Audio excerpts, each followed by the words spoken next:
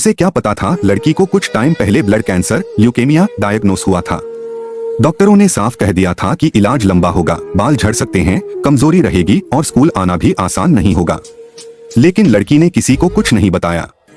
वो नहीं चाहती थी कि लोग उसे तरस की नजर से देखें। वो बस नॉर्मल रहना चाहती थी, बाकी बच्चों की तरह। अगले कुछ दिनों में लड़के ने नोटिस किया कि लड़की अक्सर चुप रहने लगी है। कभी कभी उसकी आंखों के नीचे काले घेरे होते, हाथों में वही नीले दाग बढ़ते जा रहे थे। पीटी के पीरियड में वो खेलने नहीं जाती थी, बस साइड में बैठकर देखती रहती।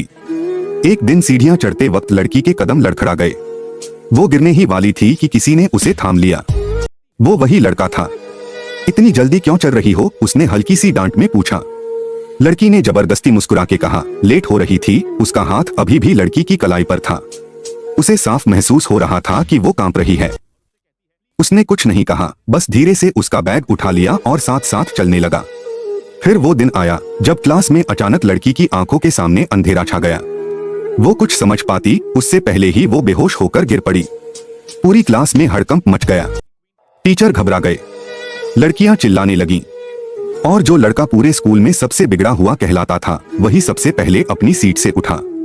उसने लड़की को संभाला, उसका नाम लिया, लेकिन जब कोई जवाब नहीं मिला तो बिना एक पल सोचे उसे गोद में उठा लिया। मेडिकल रूम, बस इतना कहा और तेजी से बाहर निकल गया। हॉस्पिटल में डॉक्टरों ने उसके पेरेंट्स को बुलाया। लड़का बाहर बेंच पर बैठा रहा। पहली बार उसके हाथ कांप रहे थे।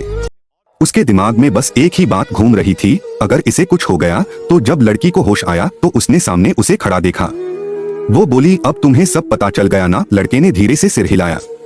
उसकी आंखें लाल थीं। मैं किसी को बताना नहीं चाहती थी, लड़की ने कहा। सब मुझे कमजोर समझते। लड़के ने उसकी तरफ देखा, पहली बार बिना गुस्से के, बिना सख्ती के। कमजोर? उसने कहा, तुम इतनी लड़ रही हो, मुझसे ज्यादा स्ट्रांग हो। उस दिन के बाद वो पूरी तरह बदल गया। लड़ाइयां बंद हो गईं, गुस्सा कहीं खो गया। वो रोज लड़की के लिए नोट्स बनाता। जब भी वो थक जाती चुपचाप उसका बैग उठा लेता।